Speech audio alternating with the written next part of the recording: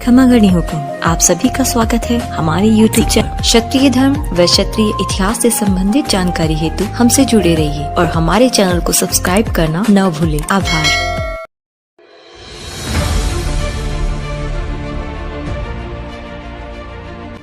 मित्रों, आज की इस पोस्ट के द्वारा हम आपको प्रत्यार वंश के महान प्रतापी सम्राट मीरभोज के वंशज नागौद राज्य के प्रत्यारों के बारे में जानकारी देंगे, जो कनौज से उच्चर आए, फिर नागौद को अपनी राजधानी बनाकर एक शक्तिशाली प्रत्यार राज्य की नींव डाली। आइए जानते हैं।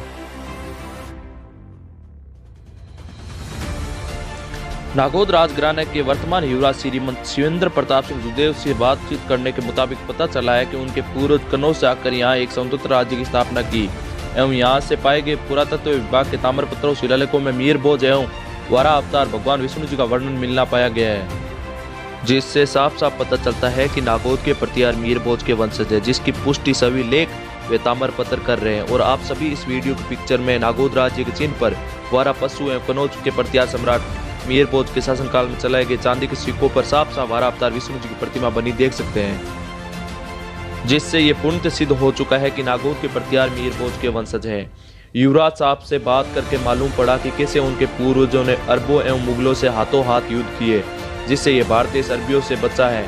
अगर भारत में अरबी लोग नहीं है, उसका कारण केवल प्रत्यार राजपूत ही है, जिनसे उनके पूर्वज 300 वर्षों तक लड़े और सफल हुए। इसलिए प्रत्यारों को इस्लाम का सबसे बड़ा शत्रु बताया गया है। उन्होंने बताया कि कैसे 1947 आजादी के पहले उनके राज्य के समय किसी मुगली समुदाय के व्यक्ति को किले के अंदर प्रवेश करने का अधिकार नहीं था और न ही उनके पिताजी महाराज साहब के सामने आने का था। युवराज साहब ने कहा कि हम क्षेत्रीय शिरोमणि रघुकुल नंदन सूर्यवंशी राजा रामचंद्र जी के वंशज हैं और हम प्रत्यारों का निकास भी रामचंद्र जी के अनुज लक्ष्मण जी से हुआ है, जिसकी पुष्टि मंडोर, जालोर, कनौज, उज्जैन, ग्वालियर, नागौद के शिलालेखों से हो चुकी है। उन्होंने बताया कि लक्ष्मण जी तो ईश्वर रूपी थे, परंतु प्रत्यार वंश में राजा हरिश्चंद्र, नागभट्ट, मीरभोज, वत्स्यराज, नाहरराव, महेंद्रपाल, विराटदेव ये बहुत ही पराक्रमी महान वीर योद्धा शासक हुए हैं, जो हमेशा सनातन धर्म की रक्षा, संस्कृति, परंपरा एवं अपनी प्रजा के लिए लड़े। उन्होंने कहा कि जितना शोध इतिहासकारों ने अन्य राजपूत वंशों पर किया है, उतना प्रत्यार राजपूत वंश पर किया होता तो आज अलग इतिहास होता। उन्होंने फिर दुखित होकर यह भी कहा कि कुछ इतिहासकारों के फर्जी और बनावटी शोध करने के कारण ही है कि इतिहासकार ने प्रत्यारों को गुर्जर माना और किसी ने विदेशी और किसी ने यहाँ तक कह दिया कि ये प्रत्यार राजपूत गुणों शकों के साथ भारत आए, जिसकी वजह से दिल्ली, ग्वालियर, राजस्थान के गुर्जर जाति के लोग हमें और हमारे पूर्वज मीरभोज जी को गुर्जर विदेशी घोषित करने में लगे हैं, जो सरासर गलत है। रेफरेंस के तौर पर उन्होंने गल्लका अभिलेख की चर्चा की, जिसमें कैसे प्रत्यार राजपूतों के शौर्य का वर्णन किया गया है, जिसमें कैसे प्रत्यारों ने गुजरातरा प्रदेश से गुजरों को खदेड़ा था। एवं प्रसिद्ध इतिहासकार एवं जाने माने लेखक BN मुंशी पहले ही साबित कर चुके हैं कि गुजरातरा प्रदेश से आकर राजौरगढ़ बसी हुई प्रत्यार शाखा गुजरातरा के नागरिक होने के कारण ही गुर्जर प्रत्यार कहलाए, और जो भी व्यक्ति गुजरातरा क्षेत्र से अन्य जगह जाता है वह गुर्जर ही कहलाता है, क्योंकि गुर्जर एक स्थानवाचक है। गुजरातरा देश में प्रत्यार राजपूतों के अलावा अन्य क्षेत्रीय राजपूत वंशों ने भी शासन किया, जैसे चावड़ा, चालुक्य, राठौड़, और इतिहास में उनके साथ इतिहासकारों ने गुर्जर शब्द का प्रयोग किया है, पर वे शुद्ध क्षेत्रीय राजपूत वंश है। तभी आज भी गुजरातरा के पास गुर्जर नाई, गुर्जर वैश्य, गुर्जर कुर्मी, खाटी, लोहार, नाई, धोबी आदि पाए जाते हैं, जिन्हें गुर्जरी कहा जाता है, जिससे साबित होता है कि ये केवल स्थान सूचक है, जिसे तोड़ मरोड़ कर जाति सूचक बताया जा रहा है। आइए अब हम जानते हैं कि कैसे सम्राट मीरभोज के वंशज प्रत्यार राजपूतों का आगमन हुआ इस विंध्य क्षेत्र में। उच्चेरा में प्रत्यार सत्ता की स्थापना 14वीं शताब्दी में हुई थी। 13वीं शताब्दी में यहाँ तेली शुद्ध राजाओं का राज्य था। वह प्रजा को आतंकित कर रखा था और रानियों के साथ भी अत्याचार किया जाता था। उन्हें सही सलामत नहीं बख्शा गया था। इनका सामना करने के लिए मंडोर राजा कक्कू पड़ियार की 7वीं पीढ़ी में राजकुमार विराजदेव हुआ। वह बड़ा तेजस्वी एवं महत्वाकांक्षी था। उसे कनौज साम्राज्य के अधीन एक सामंत बनकर रहना पसंद नहीं था।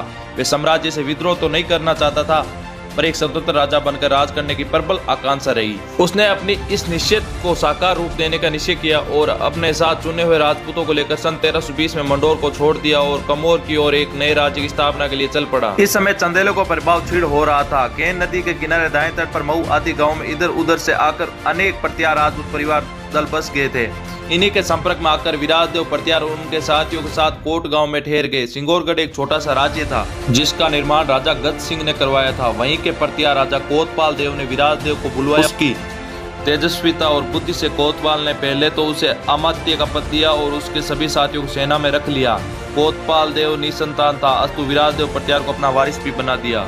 सत्ता हाथ में पाते ही मौका देखकर विराजदेव प्रत्यार और उसके साथियों ने नरोद्रुप को अपने अधिकार में ले लिया और वहीं अपना आवास बनाया। विराटदेव प्रत्यार ने 1330 और 1340 10 साल के अंतराल में सिंगौरगढ़ राज्य को व्यवस्थित किया और नरोदुर्ग की मरम्मत करा ली। इधर उत्तरी भारत में तुर्कों का उत्पाद अपनी चरम सीमा पर था। वे सारे देश में लूटपाट मारकाट मचा रहे थे। सन 1340 में मोहम्मद बिन तुगलक ने सिंगौरगढ़ पर आक्रमण कर दिया, सारा राज्य लूट लिया, नगर जला दिया और नरोदुर्ग को अपने हवाले कर लिया। विराटदेव प्रत्यार उसकी छोटी सी राजपूत सेना तुर्कों की विशाल सेना का सामना नहीं कर कमोर तराई की ओर चली आई। इस समय लुक के राजा हमीरदेव और कड़ोली के राजा देवक के बीच लुका छिपी लड़ाई चल रही थी।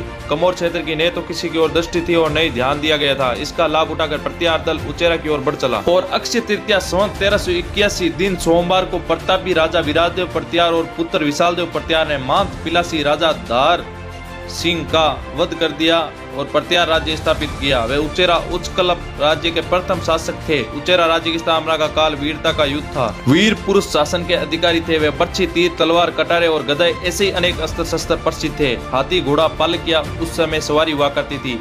आमने सामने की लड़ाई में बाहुबल ही काम आता था। वीरता राजाओं का आभूषण हुआ करती थी। उचेरा के प्रत्यार शासकों में महाराज धीराज विराटदेव प्रत्यार सर्वाधिक शक्तिशाली राजा थे, जिन्होंने एक विस्तृत भूभाग पर प्रत्यार सत्ता स्थापित की। विराटदेव प्रत्यार जब खोए राज्य अर्थात उचेरा में आए तब उचेरा के पास एक गढ़ में तेली लोग जमे थे।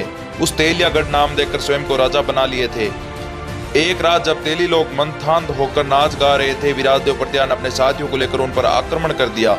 प्रत्यार राजपूतों के डर से तेली लोग ऐसे भागे कि गढ़ से अपना डेरा सामना भी नहीं ले सके। प्रातः काल तेलिया गढ़ पर प्रत्यार राजपूतों के सरदार विराटदेव प्रत्यार का झंडा लहरा उठा। ये राज्य बहुत छोटा था, किंतु गढ़ में धन संपदा पर्याप्त थी, जिसे विराटदेव प्रत्यार ने एक सेना का गठन कर लिया और धीरे धीरे खोए राज्य का विस्तार कर लिया। अतः इस प्रकार 1341 से 1345 ईस्वी के मध्य विराटदेव प्रत्यार ने उचेरा में स्वतंत्र राज्य स्थापित किया। उपरोक्त स्थानों में पाए गए उनके शिलालेखों के आधार पर उनका राज्य महाकौशल वर्तमान जबलपुर, जिला कटनी की तहसील सतना, जिला की मेहर, नागौद, रघुराज नगर और अमरपाटन तहसीलें एवं रीवा पठार तक फैला हुआ था। विराटदेव प्रत्यार भट्टा गहौरा के राजा बुलारदेव बाघेला के समकालीन थे। इस तरह से उचेरा में प्रत्यार सत्ता की स्थापना और विस्तार हुआ। लगभग 1357 में विराटदेव प्रत्यार की मृत्यु के बाद उसके उत्तराधिकारी महाराजा जुगराज देव प्रत्यार हुए। इसके पश्चात क्रम से महाराजा धार सिंह, महाराजा किशनदास सिंह का संवत 1423 में राज्य की सत्ता बागडोर संभाली थी। तब खोए एक वास्तविक राज्य था। किशनदास का एक राजा की भांति परंपरागत राज्याभिषेक किया गया था। महाराजा किशनदास के बाद महाराजा विक्रमादित्य देव राजा हुए। उनके बाद महाराजा सूरजपाल सिंह राजा हुए, जिन्हें सूरजमल भी कहा जाता है। इस समय तक उचेरा राज्य उचेरा से लगभग 3 किलोमीटर दूर था, जिसे उच्चकलप कहा जाता था। आज जिसे कोहय कहते हैं। उसकी राजधानी कुटरा थी। अतः महाराजा सूरजपाल देव के बाद महाराजा भोजपाल सिंह का शासन प्रारंभ होता है। राजा भोजराज ने 1478 में वर्तमान उचेरा नगर स्थापित किया और इसे अपनी राजधानी बनाई। भोजराज का शासन काल व्यवस्था का काल था। उसने निष्कट शासन किया। उसने उचेरा उच्चकलप के दुर्ग की मरम्मत कराई और बरुआ नदी के पश्चिम में एक सुंदर किले का निर्माण करवाया। नगर में एक सरोवर और बावली बनवाई। गहौरा के तत्कालीन राजा भेदचंद बाघेला से एक अयुद्ध संधि करी, जिसके अंतर्गत उसे घेटिया की गड्डी मिल गई। भोजराज के शासन के अंतिम समय तक उचेरा एक संपन्न और बड़ा राज्य बन गया था। इनके बाद महाराजा करण सिंह, महाराजा नरेंद्र सिंह और महाराजा भारत सिंह, महाराजा पृथ्वी सिंह, महाराजा फकीर सिंह, यहाँ तक के महाराजाओं के समय राज्य का काफी विस्तार हुआ, जिसे विंध्य क्षेत्र में उचेरा को उप राजधानी बनाकर नागौद को प्रत्यारों की मुख्य राजधानी घोषित किया गया। आइए अब जानते हैं प्रत्यारों की नई मुख्य राजधानी के बारे में। नागौद की स्थापना सन 1742 में हुई। नागौद अमरन नदी के तट पर बसा हुआ है। पुराने समय में नागौद का क्षेत्र विंध्यावटी के नाम से प्रसिद्ध। नागौद राजधानी की स्थापना महाराजा फकीर शाह के द्वितीय पुत्र महाराजा चैन सिंह ने अपने शासन के अंतिम काल अर्थात 1742 सन 1748 के मध्य नागौद को बसाने एवं राज्य को सुव्यवस्थित करने का प्रशंसनीय कार्य किया। इसके पहले प्रत्यारों की मुख्य राजधानी उचेरा थी। क्योंकि प्रत्यारों का राज्य विस्तार हो रहा था तो मध्य में एक और किले का निर्माण किया गया। नागौद वर्तमान में मध्य प्रदेश के सतना जिले के रीवा से पन्ना मार्ग पर सतना से 25 किलोमीटर की दूरी पर स्थित है। महाराजा फकीर सिंह के पुत्र महाराजा चैन सिंह हुए। इसके बाद महाराजा एहलाद सिंह, महाराजा शिवराज सिंह, महाराजा बलभद्र सिंह, महाराजा राघवेंद्र सिंह, महाराजा यादवेंद्र सिंह, महाराजा नरेंद्र सिंह, महाराजा महेंद्र सिंह। इस तरह आने वाली सभी वंशजों से अंतिम महाराजा रुद्र प्रताप सिंह सुदेव ने प्रत्यार राज्य नागौद का राजपाट अति स्मरणीय ढंग से संभाला। नागौद रियासत के समय राज्य के अंतर्गत लगभग 1000 से भी ज्यादा गांव थे और क्षेत्रफल 1300 किलोमीटर माइलेज था। नागौद रियासत में 24 महाराजों ने शासन किया और वर्तमान में युवराज शिवेंद्र प्रताप सिंह सुदेव जी ने अति स्मरणीय ढंग से पूर्वजों की विरासत को संभाला हुआ है। नागौद रियासत की वंशावली।